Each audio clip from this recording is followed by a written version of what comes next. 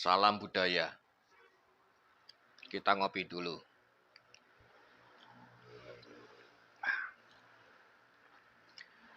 Saat ini kita membahas tentang gimmick. Pada suatu hari Minggu, ketika seorang anak pulang dari gereja, di rumah ia ditanya oleh bapaknya. Tadi di gereja khotbah Pak Pendeta tentang apa?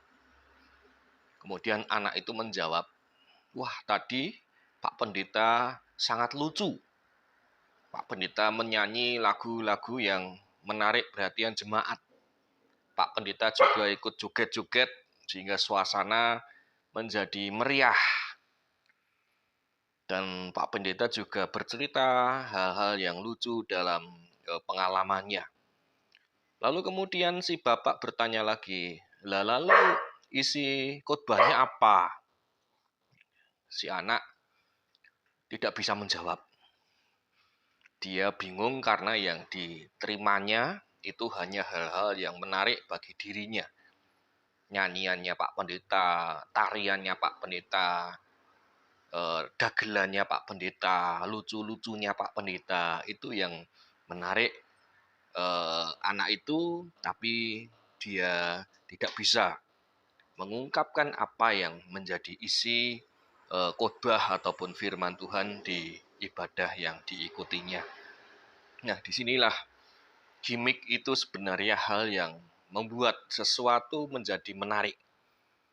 Karena dengan gimmick itu tentu saja mengundang respon dari banyak orang.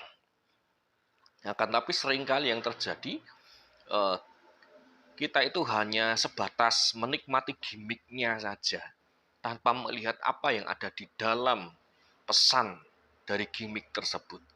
Ya seperti khotbah itu, kalau khotbah tentu untuk menarik perhatian umat, di dalamnya ada unsur-unsur yang menghibur, seperti nyanyian, seperti puisi, seperti cerita-cerita lucu, dan sebagainya.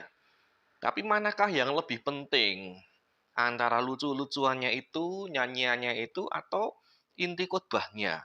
Nah, di sini seringkali umat itu salah menangkap. Yang dibawa pulang itu hanya hal-hal yang menarik dirinya. Yang diingat itu hanya nyanyiannya, yang diingat itu hanya lucu-lucuannya, yang diingat itu hanya tariannya, yang diingat itu hanya hal-hal yang menarik dari pendeta itu, sedangkan isi khotbahnya tidak sampai. Nah, disinilah kita seringkali melihat fenomena itu juga di dalam kehidupan masyarakat. Kalau kita melihat di pemilu ini, ada banyak sekali gimmick yang muncul, terutama ketika terjadi debat calon presiden dan wakil presiden. Misalnya saja, calon presiden pertama itu memunculkan gimmick ataupun wakilnya dengan slebet. Ya. Khas dari pesantren memang seperti itu, gaya slebet dengan sarung, dan itu jadi viral. Terus kemudian paslon yang kedua dengan pasangannya, ya ini gimmicknya agak banyak paslon 2 itu. Ada yang joget-joget, menari. Ada yang seolah-olah mencari sesuatu. Itu kan gimmick, sesuatu yang mengundang perhatian orang banyak. Lalu paslon yang ketiga lebih kepada penampilan. Menggunakan penampilan anak muda. Menggunakan jaket Top Gun dan sebagainya. Sehingga itu menjadikan bagaimana penampilan paslon ketiga itu menarik perhatian. Nah, sebenarnya kita itu seringkali hanya terjatuh kepada penilaian gimmick saja. Yang dimainkan di media sosial itu hanya gimmick-gimmicknya saja, tapi kita tidak mendalami sebenarnya apa yang menjadi pesan, visi dan misi paslon-paslon tadi. Nah, seperti tadi, khotbah itu yang diambil hanya lucu-lucunya saja, hanya humor-humornya saja. Tapi isi dari pesan khotbah itu sendiri malah juga justru dilupakan. Nah, di sini kita melihat sebenarnya gimmick itu bisa menjadi sebuah penanda.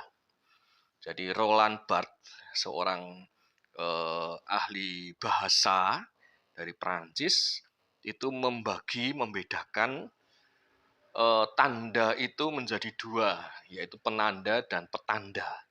Penanda itu barangnya, apa yang terlihat, apa yang terdengar. Sedangkan petanda itu isinya, pesannya. Jadi di dalam tanda itu ya ada penandanya, ada sesuatu yang dilihat, didengar, dirasa, tapi di balik itu ada petanda, ada pesan yang ingin disampaikan. Jangan sampai kita hanya terjatuh kepada melihat penandanya saja. Di dalam penanda itu sebenarnya ada petanda. Di dalam kulit yang indah itu sebenarnya ada isi yang lebih penting dari kulit itu. Permasalahan di masyarakat kita hanya seringkali terhibur dengan gimmick-gimmick yang ada. Yang gimmick itu yang viral. Seperti kemarin ada gimmick bercanda. Nah, itu menjadi gampang viral. Hal-hal seperti itu seolah-olah menjadi santapan masyarakat kita sehari-hari. Dan disitulah kita sebenarnya hanya melihat petandanya saja. Kita belum melihat apa yang ada di dalam pesan dari gimmick itu. Apa yang menjadi inti yang ingin disampaikan dari gimmick itu. Karena untuk memahami petandanya apa itu memang harus membutuhkan penafsiran, harus membutuhkan pemikiran yang lebih dalam, harus membutuhkan penelaahan agar bagaimana kita bisa memahami makna yang ingin disampaikan itu apa. Dan sedikit menyinggung politik, hal yang membuat masyarakat kita suka gimmick itu ketika paslon 2 memunculkan banyak gimmick dan ternyata itu semakin menambah rating ataupun pilihan di dalam survei. Yang terjadi adalah saat ini kan paslon nomor 2 berada di paling atas survei-survei di beberapa organisasi. Nah, di sini sebenarnya masyarakat kita itu masih sebatas melihat petandanya saja.